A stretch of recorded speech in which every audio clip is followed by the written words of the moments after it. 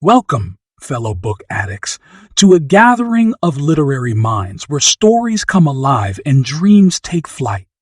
Prepare to be swept away by the mesmerizing narrative of The Stranger by Albert Camus. You, my incredible YouTube audience, have the power to make a huge difference. If you appreciate the content I create, please take a moment to like this video. Subscribe, follow my channel, and share your thoughts in the comment. Together, we can make amazing things happen. Part 1, Chapter 1. The Stranger is a story about a young man living in Algiers in the 1940s who accidentally kills a man due to the glare of the sun. He is executed for a crime, but not the one that is expected. As the story begins, a young man named Meursault, living in Algiers, North Africa, receives news that his mother has died and the funeral is tomorrow. Meursault asks his employer for 2 days off. He receives permission for time off, but feels that the employer shows no sympathy for the situation. Meursault says that it is not his fault that he must leave to bury his own mother. In order to catch the early afternoon bus to the village where his mother had lived in a retirement home, Meursault quickly eats lunch at his favorite cafe and borrows a black tie and armband from a friend.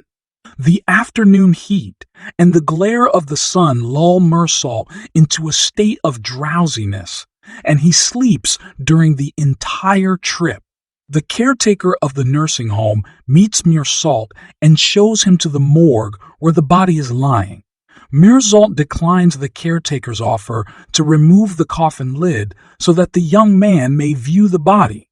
The denial surprises the caretaker, but he complies with Meursault's wishes. Eventually, several of Meursault's mother's friends from the home join him in keeping vigil. Silently, Meursault and the friends sit all night until it is time for the funeral the next morning. A man named Perez joins the funeral procession, and the caretaker explains that this man was a very close friend of Meursault's mother. The morning sun begins to beat intently as the small funeral party makes its way to the village cemetery, and Perez falls back, taking some shortcuts to shorten his walk. The heat is even more intense now, and Perez faints from grief and exhaustion. Meursault eventually returns to his apartment, looking forward to 12 hours of sleep. Part 1, Chapter 2. Waking up the day after the funeral, Meursault decides to spend the day at a nearby public beach, where he meets a young woman named Marie. He had worked with Marie at one point and was interested in her, but nothing ever developed into a relationship. Marie and Meursault enjoy the day swimming, sunning, and napping, and Meursault invites Marie to a movie that evening. That evening, Marie comments on Meursault's black tie, which represents mourning.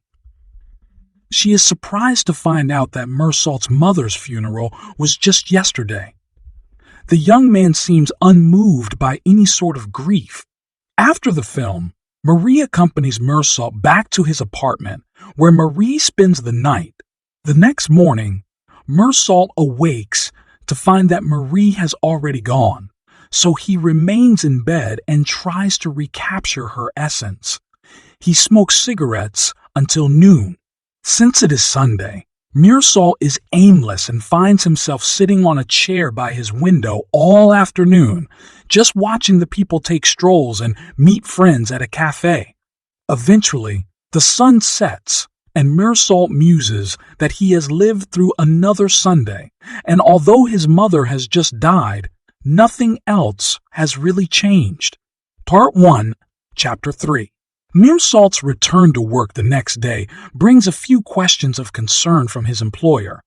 Meursault finds this concern a bit disconcerting, and he doesn't even know how old his own mother was at the time of her death. Meursault plunges into the work that has stacked up in his absence and takes particular pleasure in washing his hands before the solitary towel in the room is too wet from usage all day. Soon, it is time for lunch, and Meursault joins his friend Emmanuel for a meal at Celeste's cafe. Afterward, Meursault returns home to nap for a while before returning to work.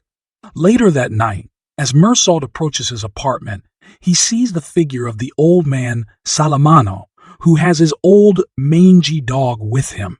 The sight of the man and the dog is a source of entertainment for those in the neighborhood who watch the struggle of the crotchety old man and the willful dog every day. Meursault's thoughts return to the boiled potatoes he will have for dinner. He meets another neighbor, Raymond Sintz, who invites Meursault for dinner in his apartment. Raymond is a short, sturdily built man with the demeanor of a boxer. Raymond's hand is bandaged from a recent fight with a man who is the brother of Raymond's mistress. Raymond supports his mistress, who he feels is being unfaithful to him. Raymond asks Meursault's help in the situation. Meursault agrees to write a letter on Raymond's behalf, begging the mistress to return. When she does, Raymond can insult her and kick her out of his apartment. Raymond is grateful and now considers Meursault his new pal, a concept that seems very odd to Meursault. As a gesture of their new friendship, Raymond offers sympathy for the death of Meursault's mother, but adds that it was something that was bound to happen one day anyway. Part 1, Chapter 4. Meursault's life returns to normal with work and social activities. Raymond tells Meursault that the letter to the mistress has been mailed. At the end of the week, Meursault spends time with Marie at a beach. They enjoy a day, sunning and swimming, and return home to make love in Meursault's apartment, where the cool breeze wafts over their young bodies. Meursault asks Marie to stay for lunch the next morning, and he is overwhelmed by the urge to kiss her when she smiles in a certain way. He is forced to admit that he feels no love for her when Marie asks him the question. Marie hides any trace of disappointment, and their conversation is rudely interrupted by a raucous disturbance coming from Raymond's apartment. Marie asks Meursault to phone for the police, but Meursault declines. He does not like to get involved, and he does not like policemen. Many of the building's tenants have gathered at Raymond's door to see about the noise, and finally a policeman shows up to investigate the disturbance.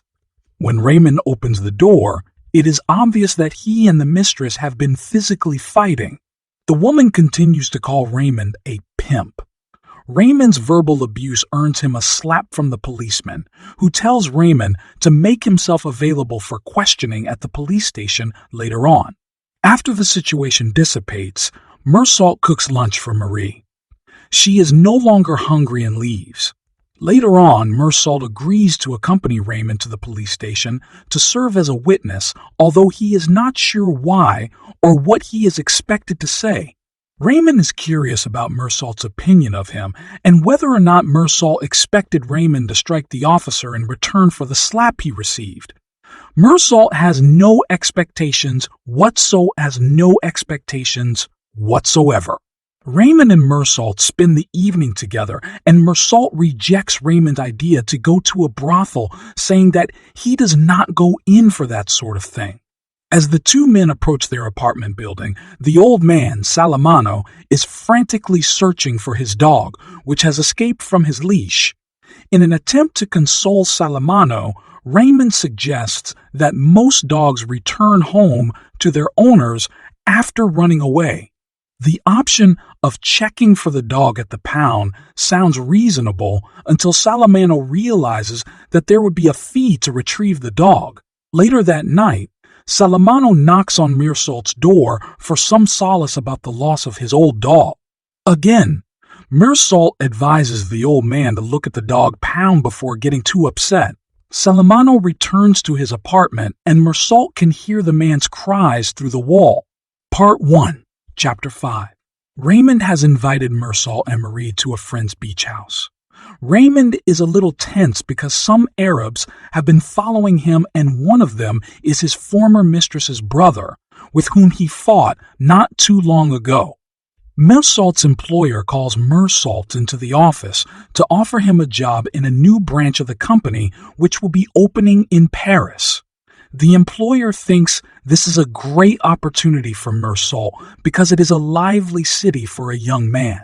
Meursault, however, is content to stay with his current position and sees no reason to change his entire life.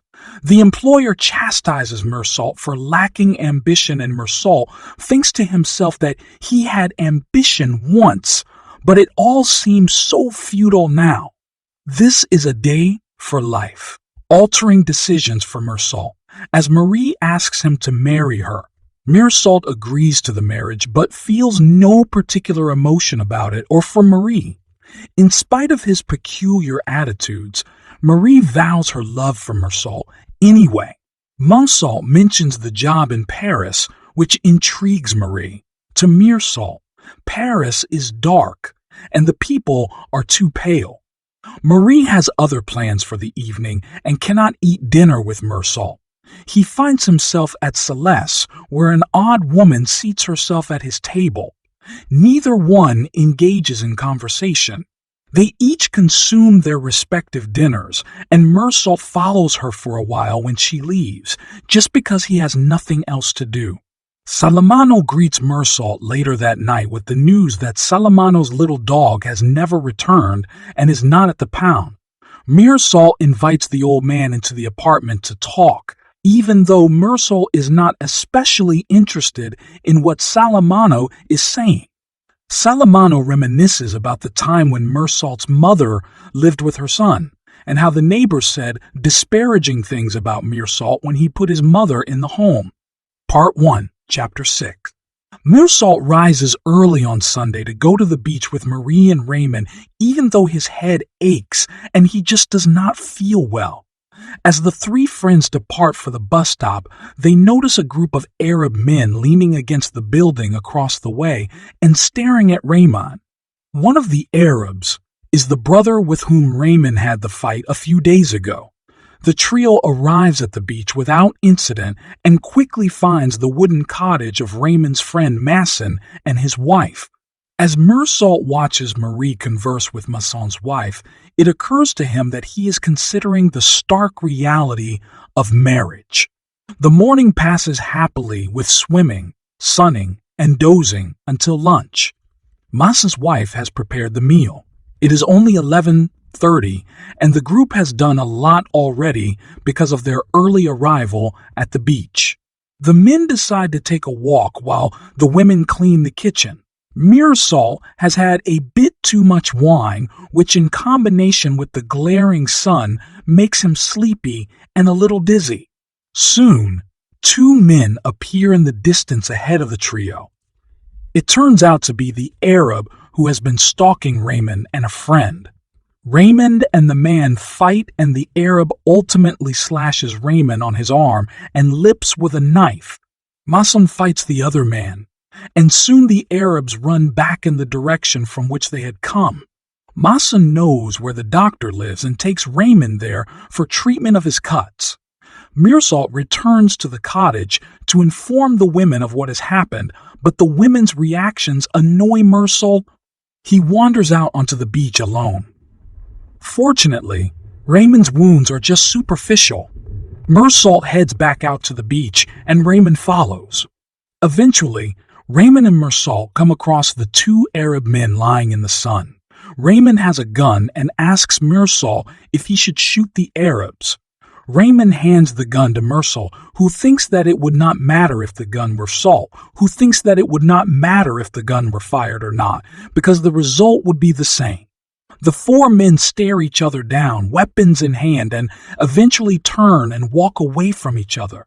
When Meursault and Raymond reach the cottage, Meursault is overcome with heat exhaustion. He cannot climb the steps to the cottage, preferring instead to walk down the beach in the other direction. The sun continues to beat down mercilessly, and Meursault feels tortured from fatigue, sweat, and an overwhelming dizziness. With a single idea of finding a nearby stream, Meursault is stunned to see the Arab man lying near the water. The Arab pulls a knife at the sight of Meursault. A glint of light temporarily blinds Meursault and stabs his forehead. All his senses start to reel. Meursault can feel his finger on the trigger of Raymond's gun, which he still carries. Suddenly, Meursault shoots the Arab once and then 4 more times. At that moment, Meursault realizes that the day is ruined, as is the calm of the beach where he had been happy. Part 2, Chapter 1. Meursault is arrested and questioned by the police, and the court appoints an attorney for him. It never occurred to Meursault that the case would be very complicated. As usual, Meursault is acutely aware of his physical surroundings and takes note of the light levels in the interrogation rooms as well as the smells, which are different from his normal life. Meursault's attorney arrives the next day and is perplexed by the young man's lack of emotion about his current situation or about any of the events which have led Meursault to this place. The attorney has also been investigating Meursault's background. The people who are interviewed comment on Meursault's callous behavior, especially during his mother's funeral. The local magistrate questions Meursault the next day.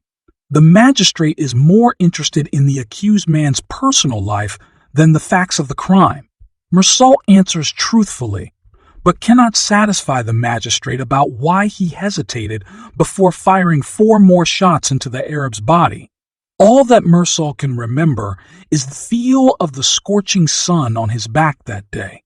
The authorities are astonished that Meursault has no emotions about the murder and no sense of remorse or desire to repent. Most men in Meursault's position find God in an attempt to cling to something, but this young man flatly denies any belief in any religion. The interrogations continue for 11 months as the preparations are made for Meursault's case. He reaches such a level of comfort that he feels as if he is part of a big family. Part 2, Chapter 2. In this chapter, the reality of prison life dawns on Meursault. He finally understands that he is being punished by being deprived of things that free men take for granted. At first, Meursault cannot understand why he has been denied his cigarettes, since they do not harm anyone else. A guard explains that withholding the cigarettes is a punishment. Meursault is put into a cell by himself, and he can still see the water and the changing shades of the sunlight as each day progresses. Marie visits only one time, and the visiting room is a cacophony of noise and bright lights. The noise and sound distract Meursault so much that it is hard for him to communicate with Marie. The couple is separated by a divider in the huge room, so they cannot touch. Marie tries to instill hope in Meursault by telling him that soon they will swim again and can get married. Thoughts like these are torture for Meursault, who now resigns himself to thinking like a prisoner to avoid the grief that comes from thinking the thoughts of a free man. Over the months, he is incarcerated.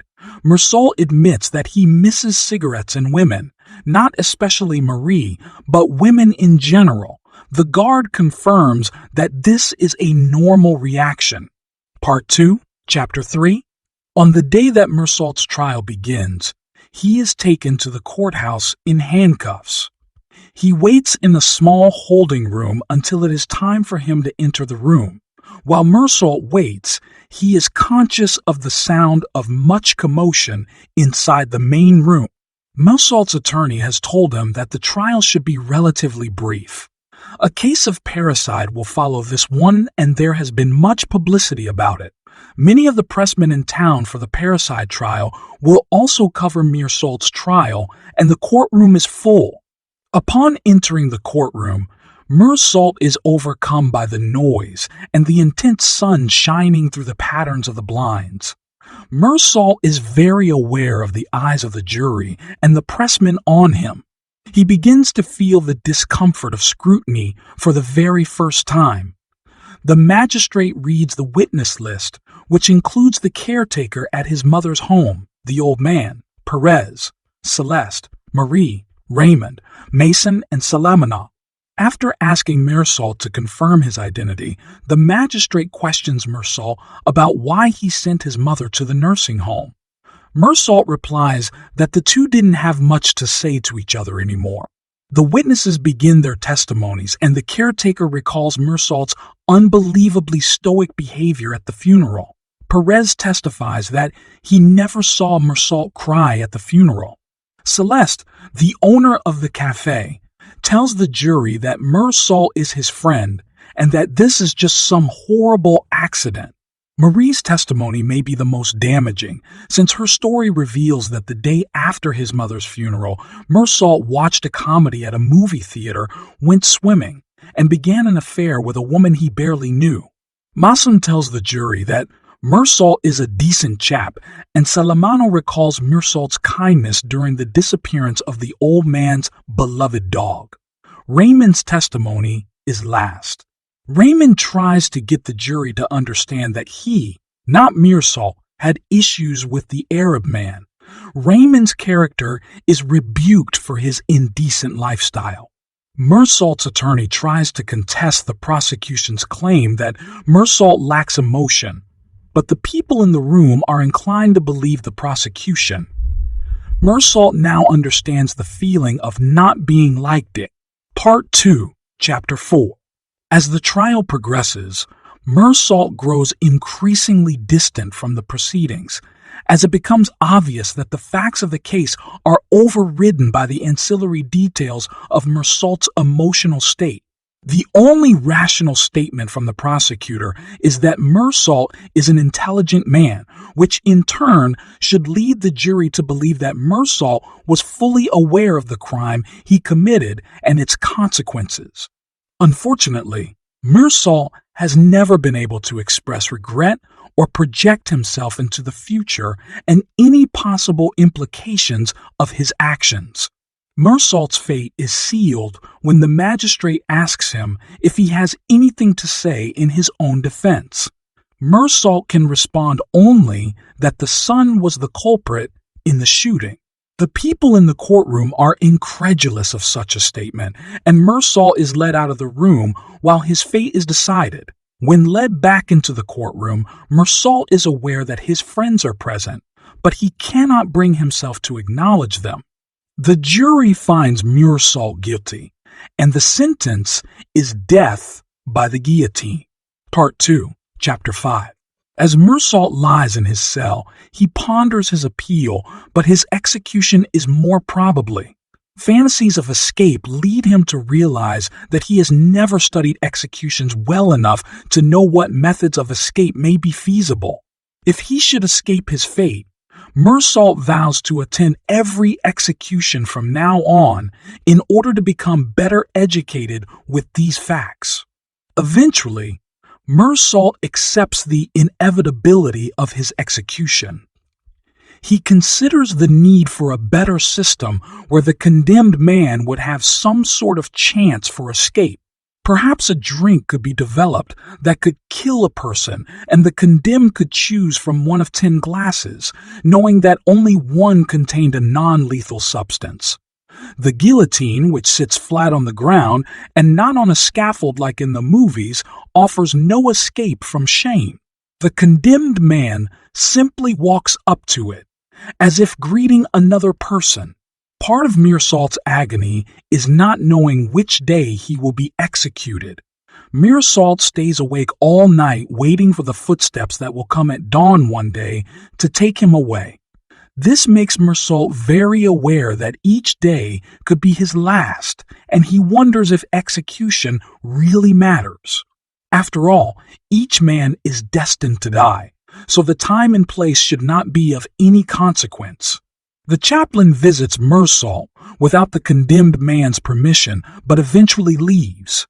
Meursault will not concede to a belief in God or the salvation of his soul. Meursault prefers to not waste his last few hours on earth by thinking about God, a force in which he does not believe. Meursault's only outburst during the whole ordeal occurs when he kicks the chaplain out of his cell. Somehow, the release of emotion is very liberating for Meursault. and he feels refreshed for the first time in a long time. Meursault thinks about his mother. He understands now that she must have been very happy to realize that her life was almost over because she would be free of earthly trials. This thought gives Meursault a new perspective on his execution, and he feels ready to start a new life for himself.